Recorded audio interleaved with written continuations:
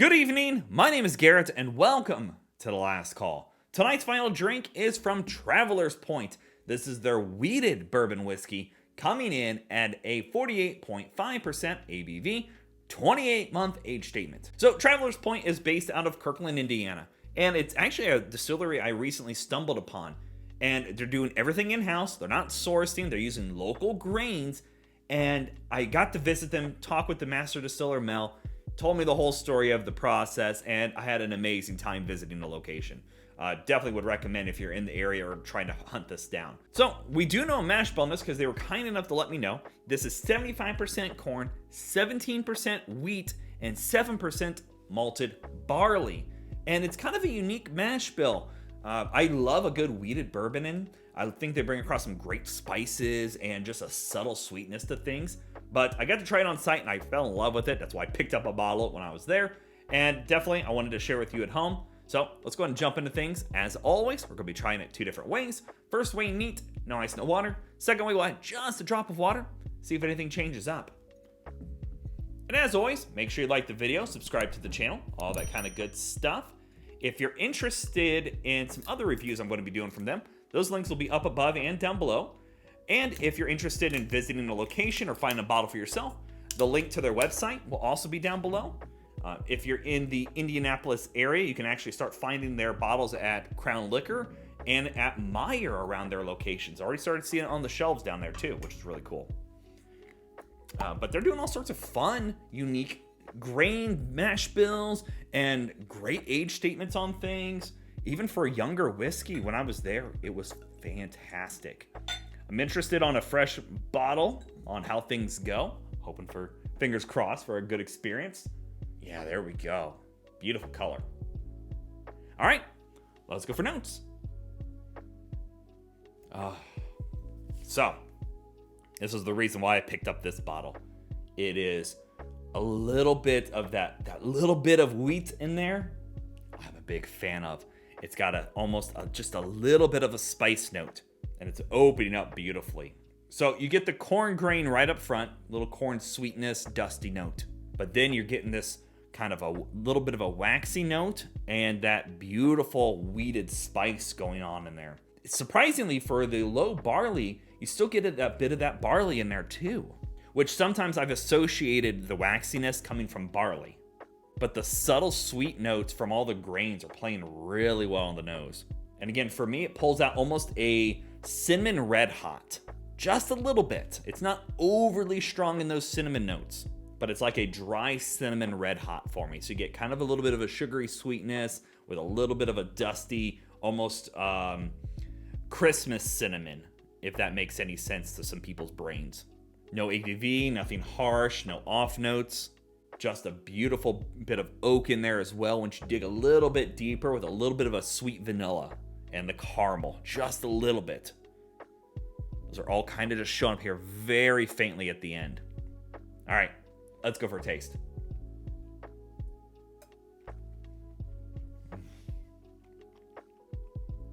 Yeah, it's just as good as I remember it. For me, it's like cinnamon red hots. Dry cinnamon, but sweet. And it covers the palate so well. Bit of the corn is showing up, a little bit of dustiness, but the bit of wheat is playing its role so well. And again, it just lingers for days. It just has such a beautiful cling to it, and it just kind of rides out with a bit of a solid oak note with a little bit of that vanilla sweetness in there as well. Just a little bit, but beautifully done. And it's still, again, it's still finishing. Like, that finish goes on forever. And I love that. It has such a good cling to the palate. The spices that are going on here, I get almost a little bit of clove. The corn note in here isn't your typical kind of corn note. It's not overly dusty or earthy. It's a little sweet and a little bit of just this nice, subtle, almost floral to it. That is such a good sip. Honestly, I think this is just as good, if not better, from the distillery itself. That is just a beautiful sip. It's simple in some aspects, but with that little bit of wheat in there, it takes it to a whole nother level. All right, let's add a little drop of water, see what changes up here. And the funny thing is, for being a craft distillery, you don't get a large, for me, it's that craft note, kind of that wood varnish or the waxiness that can kind of show up. You don't get a lot of that on the taste or the nose. It kind of shows through, but not enough for it to be an off-putting situation. Okay, little drop of water, see what changes up here. I'm interested to add that little drop because I'm really curious what's going to happen here. All right, let's go for notes on the water version.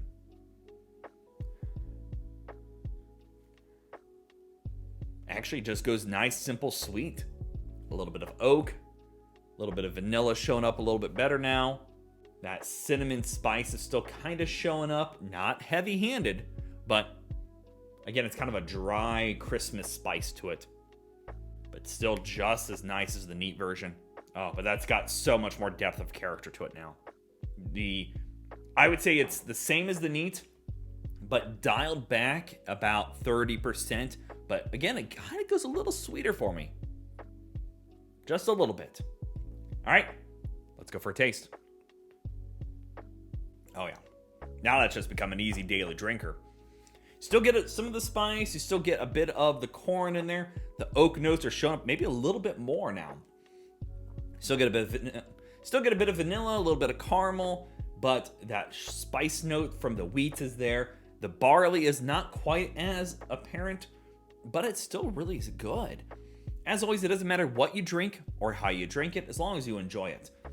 This is a good exploration whiskey because you're going to get some subtle differences on it here. Definitely doesn't have the same amount of cling, and that's probably because that little drop of water broke up those oils enough that it kind of lost that to it. Go back to the neat version here.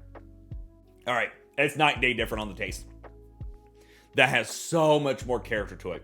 The oak, the spice, the vanillas, that cinnamon for me. Again, little sugary sweet red hots. That bit of corn is in there. That is gorgeous. All right, I'm taking it back. This is still good, don't get me wrong, but there is a significant flavor difference here. Yeah, I'd say at least 40 to 50%, which isn't uncommon, adding that little drop of water to it. But honestly, this one holds up fairly well. It's not that it's bad. All right, let's talk about market price, because we all know market price is market price, and it's always going to vary. So you can actually pick this up from the distillery for about $65. I'll be honest, it's worth that at least. Seeing a craft distillery not only be transparent, they're not sourcing this, it's in-house made, sourcing from local grains, and offering a flavor profile like this at only 28 months old is really surprising to me. It's beautifully done. I just can't express how 28 months in here. If you would have this with any other distillery, I feel like 28 months isn't long enough. And the flavors they're bringing across in this already is a knockout. I love its subtle sweetness, the little bit of spice that's showing up. Everything you want from a good craft distillery is right here. It's phenomenal work. 100%, I would say it's worth at least a $65 asking point.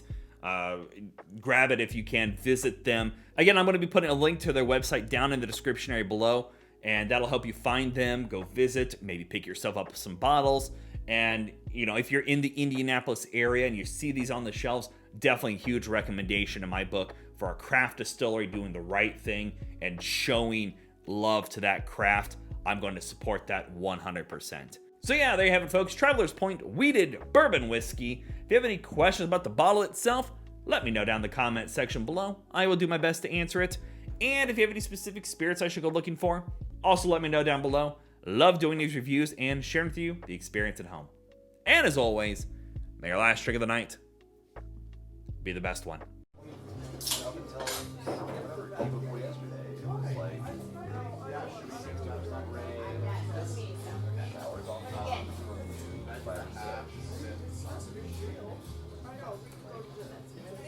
And I really like it might not.